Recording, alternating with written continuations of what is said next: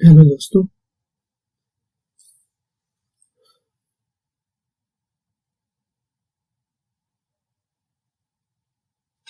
Hello everyone, कैसे हो आप लोग। आज हम आदिवासी विद्रोह के बारे में पढ़ेंगे। आदिवासी का आप मतलब तो समझ गए होंगे कि आदिवासी किसे कहते हैं। आदिवासी आपके सबसे पहले दिमाग में यही जहन आता होगा कि आदिवासी वो लोग हैं जो समाज की मुख्य धारा से अलग रहते हैं अलग रहते हैं। आदिवासी विद्रोह के बहुत सारे कारण थे, तो इसीलिए हम पहले आदिवासी कारण को देखेंगे, फिर उसके बाद कुछ प्रमुख आदिवासी विद्रोह को भी देखेंगे। जैसे कारण सबसे पहले हम देखते हैं, तो सबसे पहले कारण क्या आएगा। अंग्रेजी शासन पद्धति, जो ब्रिटिश सरकार थी, जिसने भारत में ब्रिटिश सरकार द्वारा संसाधनों पर नियंत्रण करना। संसाधन मतलब जो ब्रिटिश का क्या मेन उद्देश्य क्या था कि शोषण करो अपने हितों को लेकर। और आदिवासी लोग जंगल में रहते थे, तो जंगल में लकड़ी, कोयला, इस प्रकार के खनिज पाए जाते थे। लकड़ी, जंगल में लकड़ी भी मिलती थी, कोयला भी मिलता था, इस प्रकार के खनिज पाए जाते थे। जो आदिवासी थे वो झूम कृषि करते थे।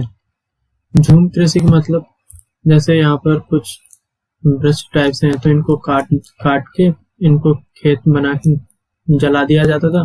उसके बाद खेत बना देते थे।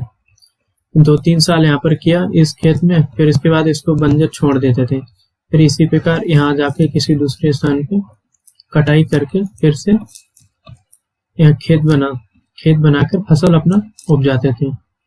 तीसरा पॉइंट जो इन्होंने किया था 1813 एक्ट में, 1813 वाले एक्ट में जो ईसाई मिशनरी थे, इनका देखो, एक तो अर्थव्यवस्था, जो आदिवासी लोग थे इनकी अर्थव्यवस्था अलग है, और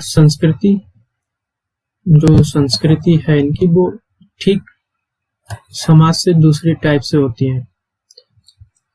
तो इसी प्रकार इन्होंने ईसाई मिशनरी भेजे।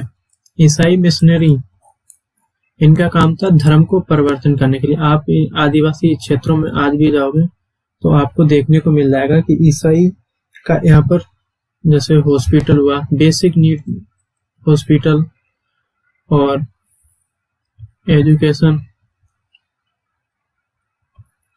और फिर तीसरा, चौथा पॉइंट, फोर्थ पॉइंट बनेगा कि ये दखलंदाजी बहुत देते थे। जैसे इनकी संस्कृति थी उसमें ये बहुत दखलंदाजी, जैसे पेड़ के शादी ब्याह करना तो उसको दखलंदाजी, तीर कमान, नंगे घूमना पत्ते पहन के, जैसे पिक्चरों में दिखाया जाता है।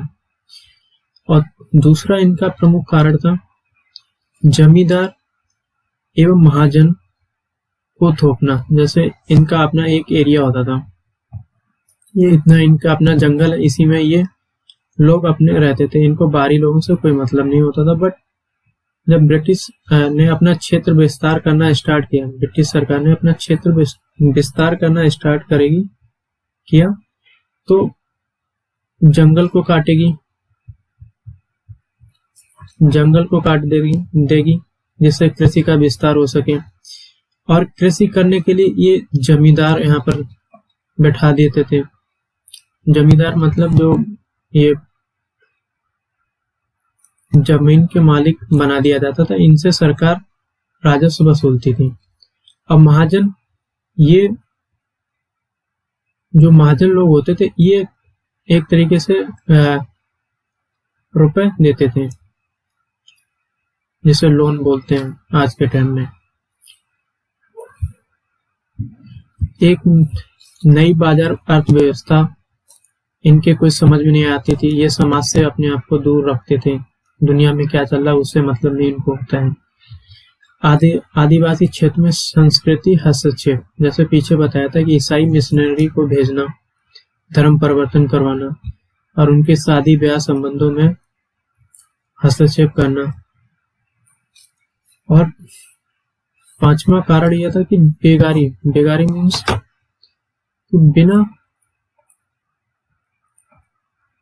बिना भुगतान किए किसी कार्य को कराना।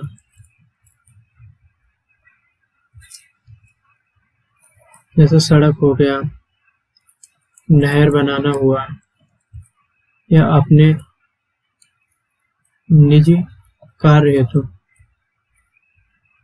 कार्य में इनका बहुत उपयोग किया जाता था। जनजाति न्याय व्यवस्था के स्थान पर ब्रिटिश न्याय व्यवस्था, इनकी एक अपनी ही पहचान अपनी होती थी, इनकी न्याय व्यवस्था भी अपनी होती थी, सारा सिस्टम इनका अपना होता था। जब ब्रिटिश ने इन पे धीरे धीरे अपना वर्चस्व दिखाना स्टार्ट किया तो इन्होंने अपनी न्याय व्यवस्था यहाँ लाके रख दी, इनके खत्म करके। तो जिससे इनको काफी दिक्कतों का सामना करना पड़ा। तो अब इसी प्रकार हम देख लेते हैं कि कौन कौन से कुछ प्रमुख विद्रोह हैं जो जिसको हमें पढ़ना चाहिए। वैसे तो बहुत सारे हैं जिसको पढ़ने में बहुत टाइम लग जाएगा, बट जो हमारे पेपरों में मैन आते हैं उनको हमें एक बार देखना चाहिए, उनके पॉइंटों को। सन्यासी नंबर 1 पे आता है सन्यासी विद्रोह। सन्यासी विद्रोह क्या था? सन्यासी विद्रोह किसानों की जो लगान नहीं दे पाते थे, जो टैक्स भुगतान नहीं कर पाते, एक तो उनकी जमीनें जब्त कर लेंगी, दूसरा राजाओं और नवाबों की विघटित सेना के सिपाहियों के द्वारा, जो ब्रिटिश सरकार द्वारा जो राजा और इन पर प्लासी के युद्ध के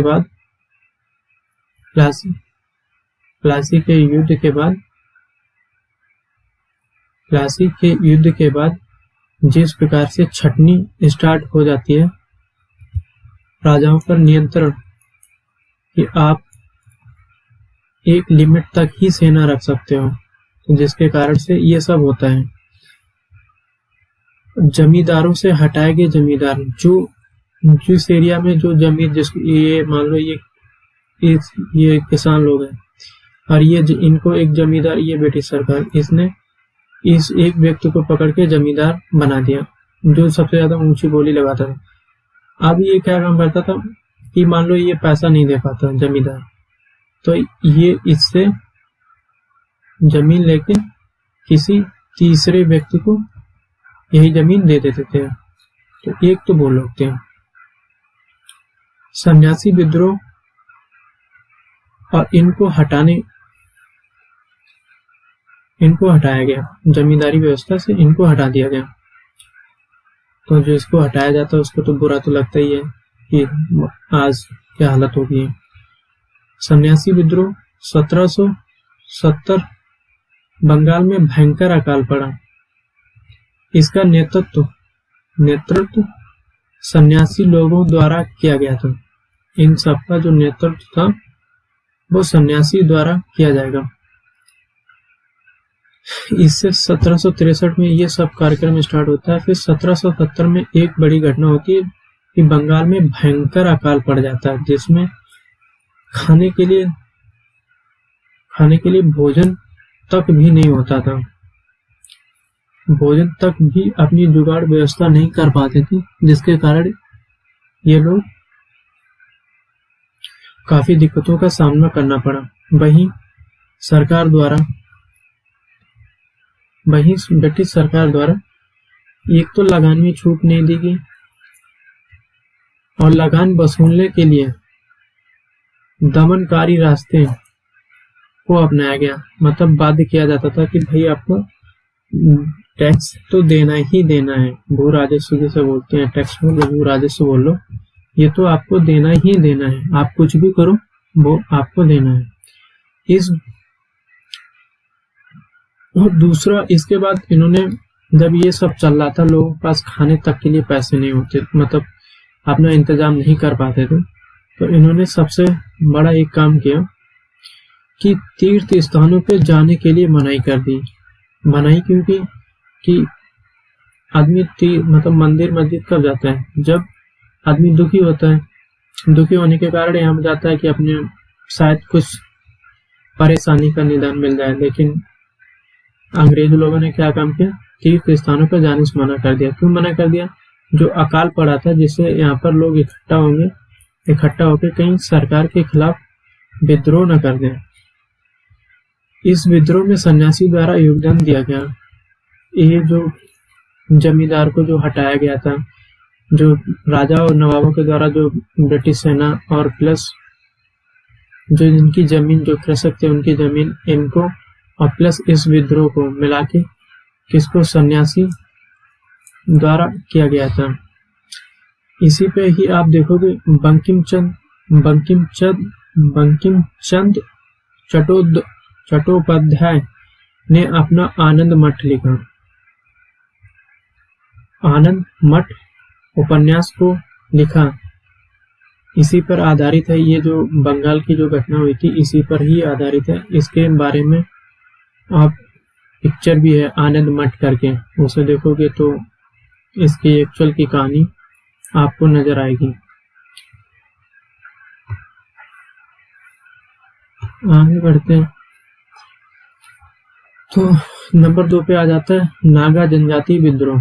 1832 से 1880 के बीच में नागा जनजाति विद्रोह होते हैं।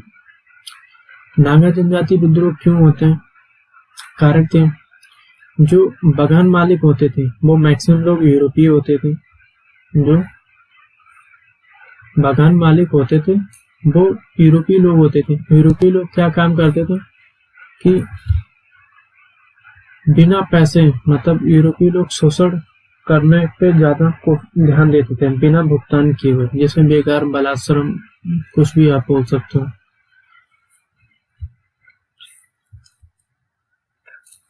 बेकार बलाश्रम जैसे अपनाए जाते थे। इनके कृषि क्षेत्र में विस्तार के जो ये नागा पहाड़ी देखोगे तो वहां पर इनका ये जो जंगल काट के इनको कृषि क्षेत्र बाहर मतलब बढ़ा दिया गया। कृषि क्षेत्र को यहाँ पर इस टाइप से बढ़ाते चले जाते हैं। और राजस्व संग्रह की नई व्यवस्था, जो उनके जो सामुदायिक जनजाति लोग अपने सामुदायिक माध्यम से काम करते थे, और जो अब ब्रिटिश सरकार ने इन पर अधिकार कर लिया, तो अब इन्होंने अपना टैक्स लेना वसूल कर लिया। पहले ये टैक्स फ्री होते थे, टैक्स फ्री।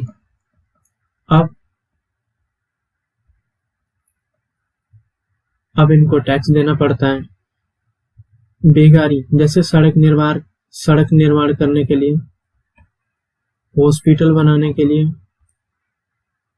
रख रखाव के लिए, बागान के लिए, इस टाइप से ये मैक्सिमम कोशिश करते थे कि इन लोगों को से ये काम कराया जाए।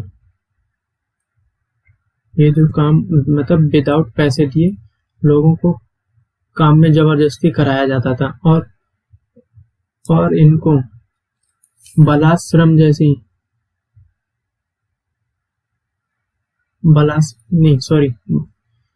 बेगारी जैसी घटनाएं देखने को मिलती हैं।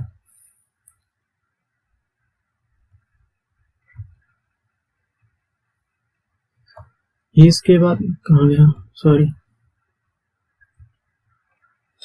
बेगारी जैसी घटनाएं देखने को मिलती हैं। ये इनके कारण थे। नागाओं जनजाति जो विद्रोह हुआ था, ये मुख्य कारण है। तो अब नागाओं में असंतोष हो गया, मतलब ये हमारे साथ जबरदस्ती करते हैं, हमारे क्षेत्र को भी छीनते हैं, हमारे अधिकार को हनन करते हैं, और हमारे ऊपर ना ही जो कार्य करते हैं उसका भुगतान करते हैं। तो इन्होंने सशस्त्र संघर्ष का माध्यम अपनाया। इन्होंने किस माध्यम से सशस्त्र संघर्ष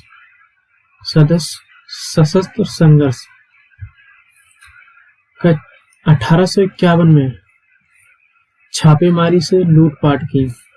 जो 1851 में जब 1832 से आंदोलन स्टार्ट होते होते जो भी हथियार या खाने पीने का आइटम था वो खत्म होने लगता है, तो फिर ये असम के पास ये छापेमारी से लूटपाट करते हैं 1851 में। 1866 तक आते थे जो इनके जो नागा लोगों के साथ अंग्रेजों के विरुद्ध जो लड़ाई छिड़ी होती है, तो उससे जो गांव होते हैं नागा के जहाँ पर ये मतलब अपना निवास करते थे, इनको ध्वस्त कर दिया गया। बाद में 1832 से आप देखोगे कितना एक लगभग 48 साल तक, ज़्यादा, इस 48 साल से ज़्यादा भी, लगभग हाफ सेंचुरी से भी ज़्यादा समय चलता है।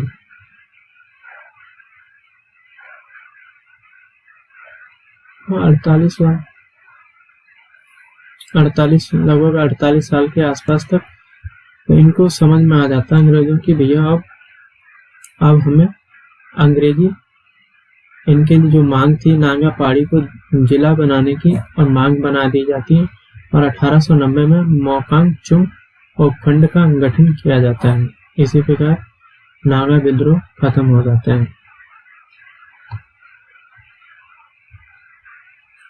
अब आ जाओ संथाल विद्रोह पर। संथाल विद्रोह क्या था, इसको भी समझ लो। संथाल विद्रोह कृषक लोग होते हैं, जो किसान लोग होते हैं,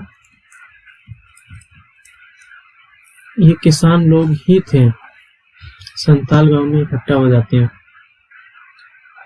संथाल लोग गांव में इकट्ठा हो जाते हैं। किसके नेतृत्व में इकट्ठा होंगे, पहले इनका कारण जान लेते हैं। रीजन क्या था संथाल विद्रोह होने का रीजन? पहला तो महाजन, सबसे भाई साहब महान इंसान तो यही होते थे। एक बार अगर रुपए ले लिया इनसे, जिंदगी भर नाती पोते तक मतलब उसका ब्याज ही नहीं उतार पाते थे। मूल तो पूरा बना ही रहता था, ब्याज ही नहीं उतार पाते थे। उनके बेटे के बेटे ऐसे कंटिन्यू तक जिंदगी भर मतलब गुलाम बना लिया जाता था। अत्याचार इनका बहुत ही ज्यादा यहाँ पर हो चुका था। जमींदार, वही बंदोबस्त व्यवस्था के कारण जो जमींदार थे, इनकी जमीनें जो इस टाइप से थी, अभी इनका अपना जो कृषि योग्य, जैसे कोई बंजर जमीन है तो इनको दे देते थे। अब कृषि वाली जमीन है तो भैया अपना खुद कहते ये तो हमारी जमीन है। पुलिस, जब ये संताल लोग पुलिस के पास जाते थे तो पुलिस भी इन महाजनों और जमींदारों के पक्ष में ही बात करती थी। जमींदार और महाजनों के पक्ष में ही बात करती है।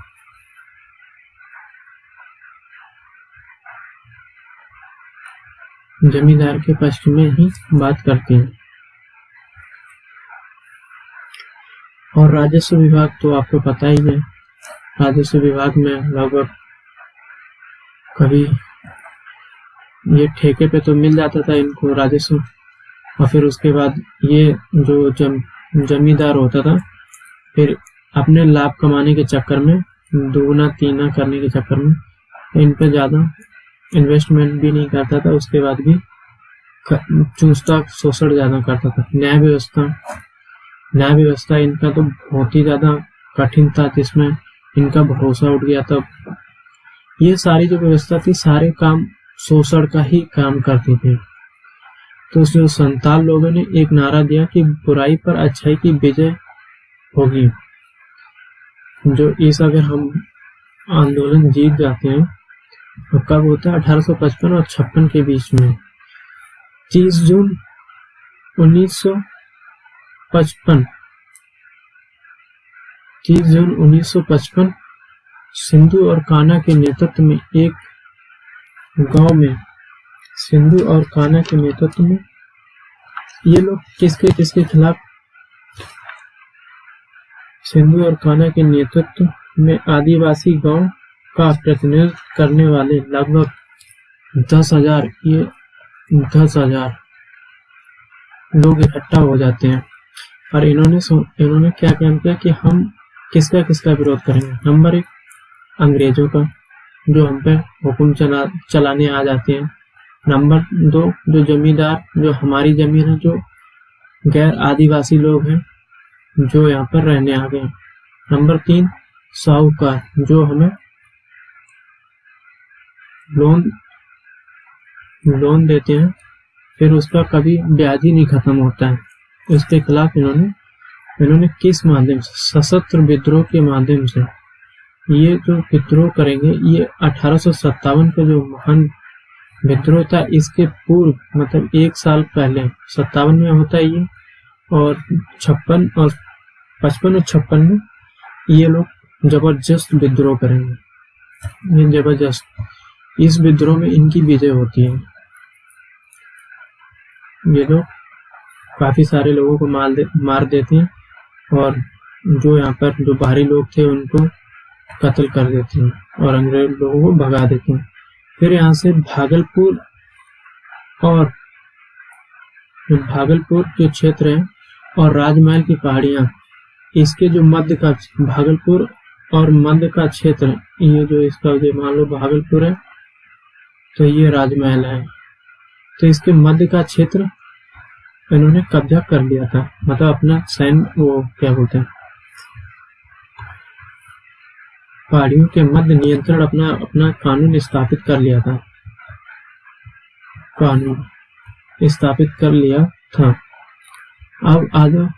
अब अंग्रेजों ने देख लिया कि ये हमारे हाथ से तो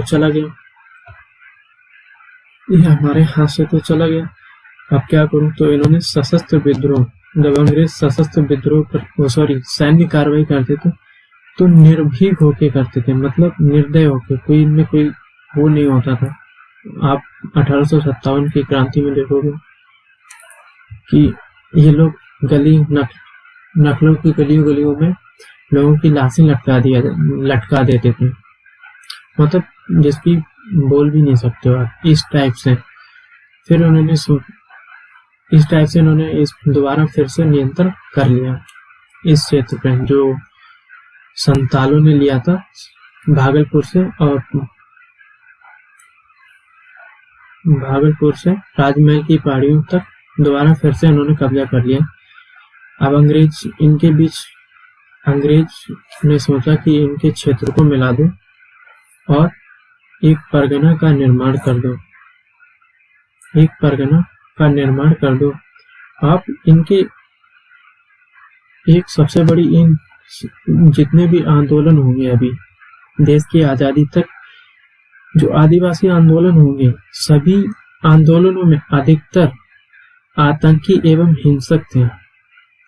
कोई भी आंदोलन शांति, जैसे गांधी जी द्वारा शांति का मार्ग अपनाया गया, ये वैसे कुछ भी अपनाते नहीं, ये सिर्फ और सभी में सशस्त्र विद्रोह का मार्ग अपनाएंगे। इसी के साथ आज यहीं पर समाप्त करते हैं और कल इसके आगे कंटिन्यू क्लास करते हैं। ठीक है दोस्तों, bye, take care, good night.